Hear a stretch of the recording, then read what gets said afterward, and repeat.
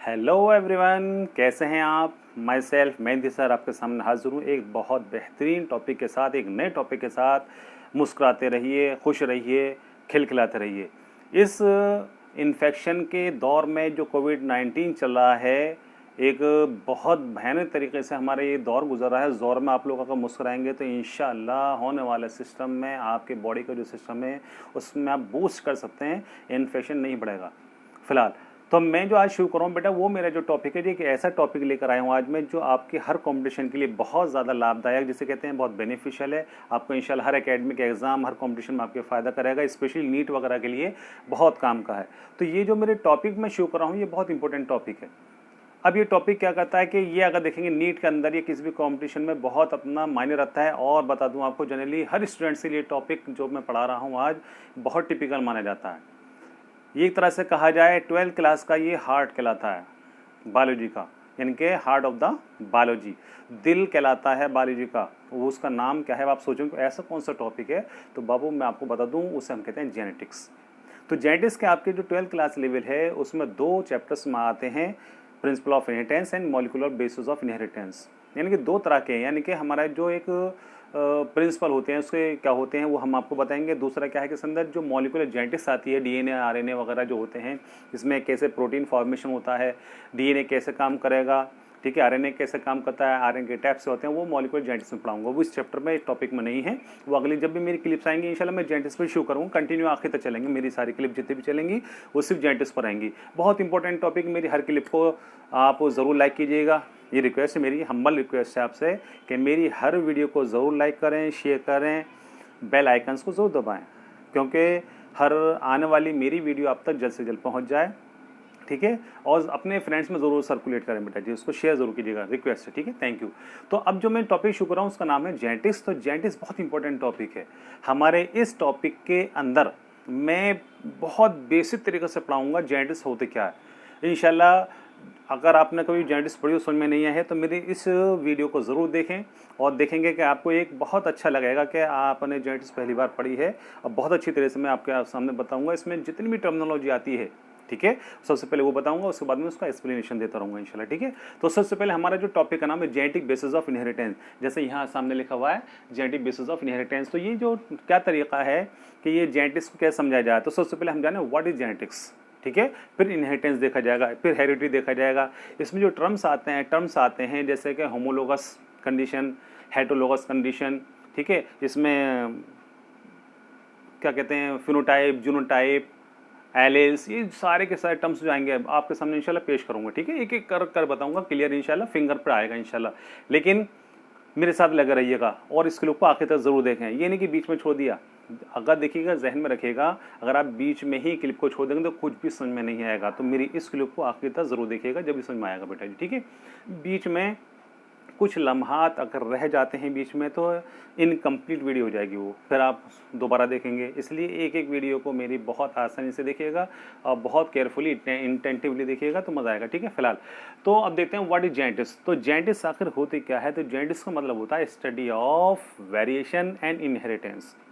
इसमें 2 चीज़ों को स्टडी किया जाएगा कि वेरिएशन क्या होता है और इनहेरिटेंस क्या होता है। तो सबसे पहले हम देखें हेरिडिटी क्या है। तो हेरिडिटी का मतलब होता है transmission of characters from one generation to the next generation. मैं आपको फिर बता दूं कि ये जो हमारी है, ये जो टॉपिक है हमारा, वो क्या है, जेनेटिक्स पर है। तो सबसे पहले हम देखें कि जेनेटिक्स के अंदर ये हेरिडिटी होती क्या है। तो हेरिडिटी का मतलब होता है transmission of characters from one generation to the next generation, ठीक है।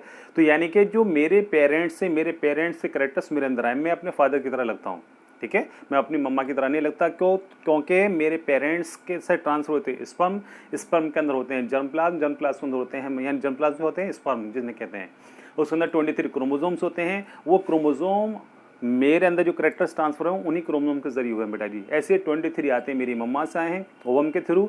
तो उन दोनों के जब ये जायगोट बनता है, मिलते हैं दोनों गैमेट्स, तो जायगोट बनता है। जब जायगोट बनता है तो फिर हमारा बॉडी का फॉर्मेशन होता है। इस तरह से हम लोग अपने पेरेंट्स से ओनली 50% सिमिलर होते हैं फिलहाल। तो कहने का मतलब था कि हेरिडिटी क्लियर हो चुका होगा कि transmission of characters from one generation to the next generation is called heredity. यहाँ तक क्लियर हो जाता है। हम लोग अपने पेरेंट्स की तरह हो सकते हैं हमेशा, लेकिन 50%। अब एक चीज़ तो मैं बता दूं आपको, देखो इंसान के यहाँ इंसान का ही बच्चा पैदा होता है और जानवर के यहाँ जानवर का बच्चा पैदा होता है। कभी किसी प्लांट से यहाँ पर कोई एनिमल नहीं पैदा हो सकता, किसी एनिमल के यहाँ पर कोई प्लांट्स प्रोड्यूस नहीं हो सकता फिलहाल। दूसरा देखते हैं वेरिएशन क्या है। तो वेरिएशन क्या है, तो वेरिएशन देखते हैं, जनरली यहाँ लिखा हुआ है differences in the traits among individuals. मैं अपने पेरेंट्स से थोड़ा सा डिफरेंस हूँ उनसे। वजह क्या है कि देखिए बेटा जी, अगर ये हमारी बॉडी में वेरिएशंस नहीं होते तो जानते हैं इंसान की आइडेंटिटी ख़त्म हो जाती। ना आपको पता होता ना मेरा पता होता, पता नहीं होता मेहदी सर कौन है, ठीक है। अगर हम लोग को मान लीजिए एक पेरेंट से 4 बेटे हैं और 4 लड़कियां हैं, तो चारों को चारों हम सब एक जैसे होते, तो पता कैसे लगता है कि मेहदी सर कौन है, रविंदर कौन है, ठीक है, रघु प्रताप सिंह कौन है, XYZ जो भी नाम होते हैं। तो एक घर के अंदर अगर हम ये आप सोचोगे हिंदू मुसलमान का नाम ले रहे हैं, मैं बेटा यूनिटी को लेकर चलता हूँ, कभी मैं डिफरेंस नहीं रखता किसी के अंदर। मेरे लिए सब बराबर है, हिंदू मुस्लिम सिख ईसाई आपस में भाई भाई। हमारा हिंदुस्तान बहुत प्यारा है, मेरा जो भारत देश है दुनिया का सबसे बेहतरीन देश हुआ करता था, लेकिन फिलहाल ऐसी कंडीशन में है कि आप दुआ करें बेटा जी सब कि इस महामारी से बचें हम लोग और इससे दूर रहें, ठीक है। फिलहाल आप क्या हम बता गए, मास्क लगाएं आप लोग प्रॉपर तरीके से, ठीक है, हैंड वॉश करें, सैनिटाइजर को यूज़ करें फिलहाल, लेकिन दुआ करेंगे इंशाल्लाह बहुत जल्दी खत्म हो जाए फिलहाल। तो देखते हैं बेटा जी, तो वेरिएशन होता क्या है कि वेरिएशन का मतलब है डिफरेंस होना। अगर डिफरेंस नहीं होते तो मेरी आइडेंटिटी खत्म हो जाती। देखिए मेरी आवाज़ में और आपकी आवाज़ में फ़र्क होगा, क्योंकि ये क्या है इंसान की आइडेंटिटी के लिए। मेरे जो फेस कट है, ठीक है, आपका जो फेस कट है उसमें मेरे डिफरेंस रहेगा, चाहे लड़की हो चाहे लड़का हो। 2 अगर बहन भाई हैं वो भी ट्विंस हैं, जिन्हें हम कहते हैं फ्रेटर्नल ट्विंस, डाइज़ाइगोटिक ट्विंस कहते हैं, वो भी बेटा डिफरेंस होते हैं दूसरे से। हम अगर 5 भाई बहन हैं, 3 लड़के 2 लड़कियां, तो उसमें बेटा सब में डिफरेंस होता है। क्यों? आइडेंटिटी के लिए। इस तरह से होता क्या है कि हमारे यहाँ वेरिएशन रखा हुआ है, अदरवाइज इंसान की आइडेंटिटी खत्म हो जाती है, हम लोग सारे एक जैसे नजर आते तो वहाँ बहुत मुश्किल हो जाता। जैसे लगता है, देखिएगा एक आपको बात बता दूँ, हमारे यहाँ बर्ड्स आती हैं, तो जैसे हम कहते हैं कि गोरैया जिसे कहते हैं, स्पैरो, हाउस स्पैरो जो होती हैं, उसके अंदर सब हम एक जैसे लगती हैं। क्या उसमें वेरिएशन होता है? 100% होता है, 100% उसमें वेरिएशन होता है। सारी भैंस हम एक जैसे लेते हैं, लेकिन ऐसे चाइनीज़ जो होते हैं हमें सब एक जैसे लेते हैं, ऐसा नहीं होता। हर स्पीशीज़ में ऊपर वाले ने वेरिएशन रखा हुआ है और हेरिटेज इसमें फॉल होती है। फिलहाल देखते हैं जी बेटा जी, अब देखते हैं यहाँ पर दूसरी चीज़ मैं आपको बता दूँ। अब वेरिएशन तो हो गया, अब वेरिएशन के मैंने यहाँ पे लिखे हैं टाइप्स ऑफ वेरिएशन। वेरिएशन कैसे कैसे हो सकता है उसको बेटा मैं आपको डिटेल दे रहा हूँ, बहुत अच्छे तरीके से उसको बार बार दिखेगा, ठीक है, अच्छा लगेगा आपको। तो यहाँ मैंने लिखा है वेरिएशन इज ऑफ 2 टाइप्स। 2 तरह का वेरिएशन होता है, एक कहलाता है हमारा एनवायरमेंटल वेरिएशन, दूसरा कहलाता है हेरिडिटी वेरिएशन। जो एनवायरमेंटल वेरिएशन होता है वो क्या होता है, दूसरा है यहाँ पर, ठीक है, हेरिडिटरी वेरिएशन। तो उसमें फ़र्क क्या है, तो बहुत आसान अल्फाजों में देखेंगे। यहाँ लिखा हुआ है, मैंने लिखा हुआ है, जो एनवायरमेंटल वेरिएशंस होते हैं वो क्यों होते हैं? Due to food available. बहुत अच्छे तरीके से समझिएगा, food available, second temperature and place of living.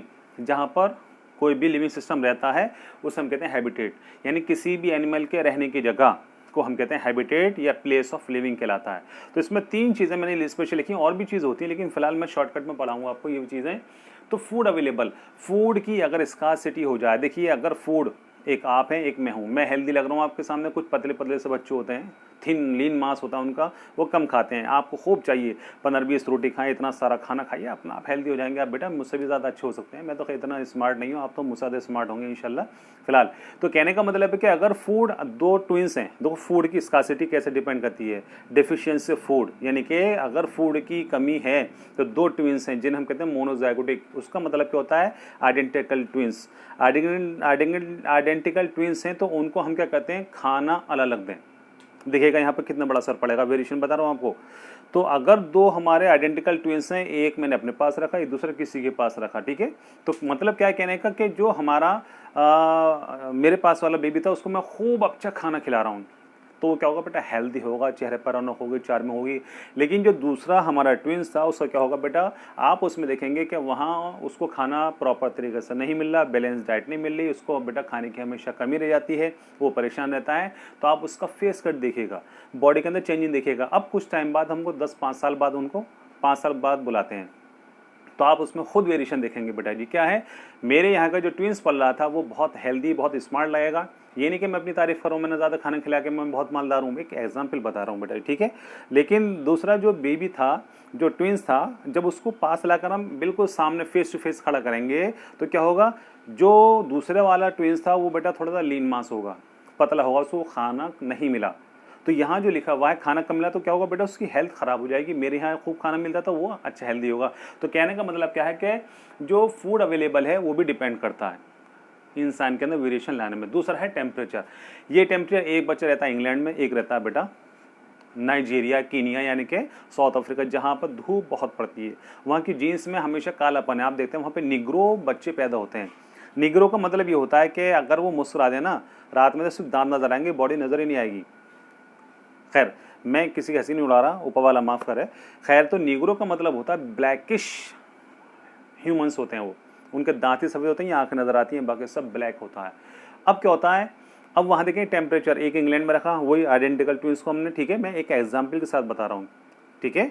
तो उसमें होता क्या है जनरली कि जो एक हमने इंग्लैंड में बेबी रखा था, हमने उसको 5 साल रखा या 10 साल रख लीजिए।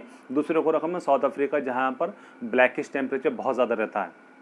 उनको 10 साल बाद बुलाइए, आप खुद देखेंगे, हो सकता है शायद पहचान ना पाएँ कि ये वही ट्विंस हैं, आइडेंटिकल ट्विंस हैं। इतना डिफरेंस हो सकता है, इतना वेरिएशन हो सकता है। और ये एक्सपेरिमेंटल वर्क है, मैं वैसी बातें नहीं करता, हवाई फायर नहीं करता कभी बेटा जी, ठीक है। नेक्स्ट देते हैं बेटा, प्लेस ऑफ लिविंग, यानी कि रहने की जगह।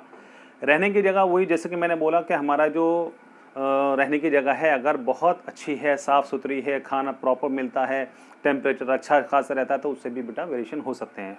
अब आगे देखते हैं इसके अंदर बेटा जी, दूसरा वाला हमारा क्या है, हेरिडिटरी वेरिएशन। तो हेरिडिटरी वेरिएशंस क्या होते हैं? हेरिडिटरी वेरिएशंस का मतलब होता है कि जो यानी कि वेरिएशन आए हैं वो किसी बेस पर आए हैं बेटा जी, वो हमारे आए हैं जेनेटिक करेक्टर्स की बेस पर। तो जेनेटिक फैक्टर्स का मतलब क्या है, अगर हमारे जीन में कहीं प्रॉब्लम हो जाती है, कोई म्यूटेशन हो जाता है, कोई वेरिएशन हो सकता है, उसके अंदर डुप्लीकेशन हो सकता है, म्यूटेशन भी आप पढ़ेंगे इंशाल्लाह आगे जाकर, वहाँ बताऊंगा।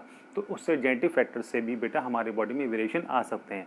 अब वेरिएशन का मतलब क्या है कि देखिए, आपने पढ़ा होगा जनरली किसी के हॉन्ट कटा होता है, हॉर्न के साथ में ये जो लिप्स होते हैं उसमें लिप क्लेफ्ट कहलाता है वो, और अंदर तक भी होता है, तो उसके इंसान बोल नहीं सकता आसानी से। अलीगढ़ में एक हमारे हैं जानने वाले हैं हमारे यहाँ पर, तो उसका नाम आशु कहते हैं उसको, उसका है, मैंने खुद देखा है, तो उससे बोला नहीं आता, वो नाक में बोलता है बेचारा, क्योंकि हलक है ना पूरा कटा हुआ, तो नाक से आवाज़ आती है उसकी खासों से, अजीब सी लैंग्वेज में बोलता है। तो कहने का मतलब है कि हमारा जो ये बेटा कहने ये है हमारा वेरिएशन जो होता है, जेनेटिक वेरिएशन, ये यानी कि हेरिडिटरी वेरिएशन, ये जेनेटिक फैक्टर की बेस पर हो सकता है। अब ये हो गया हमारा वेरिएशन के टाइप्स होते हैं। अब उसके बाद में आता है कि हमारी जेनेटिक्स है, उसको समझाने के लिए कुछ थ्योरीज भी प्रपोज की गई थी। तो मैं बहुत सारी थ्योरीज हैं, लेकिन मैं यहाँ पे सिर्फ 2 थ्योरीज प्रपोज कर रहा हूँ। कौन कौन सी हैं? थ्योरी ऑफ पैनजेनेसिस और थ्योरी ऑफ जर्मप्लाज्म। शॉर्टकट में पढ़ाना है क्योंकि मुझे कंपटीशन लेवल का पढ़ाना है, मुझे एकेडमिक के साथ में कंपटीशन को भी लेके चलना है। तो यहाँ देखेंगे हम बेटा जी कि जो थ्योरी ऑफ पैनजेनेसिस प्रपोज बाय, ये नीट में कंपटीशन में क्वेश्चन आता है कि this theory was propose by, ये किसने प्रपोज किया था? तो आपके सामने यहाँ लिखा हुआ है बेटा, देखेंगे यहाँ पर, Charles Darwin. It was propose by Charles Darwin, इसको डार्विन ने प्रपोज किया था। लेकिन अब ये थ्योरी कहने क्या चाहती है वो देखेंगे। तो ये थ्योरी कहना चाहती है, देखिए बहुत अच्छी इजी लैंग्वेज में लिखा है, इसका आप स्क्रीनशॉट लेकर भी नोट्स बना सकते हैं, मैं इसलिए बोर्ड पर लिखता हूँ खाली बस, ठीक है। तो यहाँ लिखा है मैंने, एवरी बॉडी पार्ट रिलीज, ये कहाँ से रिलीज होता है देखिएगा, माइक्रोस्कोपिक एंटिटीज। अब वो क्या होती हैं? तो हम उसको कहते हैं बेटे पैनजीन्स कहते हैं उनको, पैनजीन्स, उसी से बना पैनजेनेसिस होता है, उसी को देखेंगे देखते हैं। अभी पैनजीन्स क्या होते हैं? ये जो ट्रांसफर होते हैं, ये ट्रांसफर होते हैं बेटा जी हमारे जायगोट से, ठीक है। और जायगोट में कहाँ से आते हैं? गैमीट से, और गैमीट से फिर हमारी जब हमारे, देखो मैं आपको बता दूं जनरली 2 गैमीट्स होते हैं आपके, एक होता है मेल गैमीट, एक होता है फीमेल गैमीट। तो जो मेल गैमीट होता है बेटा उसे कहते हैं हम स्पर्म, जो फीमेल गैमीट होता है उसे हम कहते हैं ओवम। वो आप जान चुके हैं, इससे पहले मेरी वीडियो में सारी बातें क्लियर हो चुकी हैं, तो जहन में रखिएगा। अब जब ये गैमीट मिल जाते हैं तो उससे बनता है जायगोट, और जायगोट जब बन जाता है तो ये सारे के सारे जो होते हैं हमारे पैनजीन ट्रांसफर होते हैं किसके अंदर? एम्ब्रियो के अंदर। और जब एम्ब्रियो बन जाता है तो फिर क्या होता है बेटा, उसमें ग्रोथ होगी, ग्रोथ के साथ में क्या होगा, उसके रिलेवेंट पार्ट की ग्रोथ होने लगती है। इसका मतलब क्या है कि हमारी बॉडी के, जैसे मेरी बॉडी के अंदर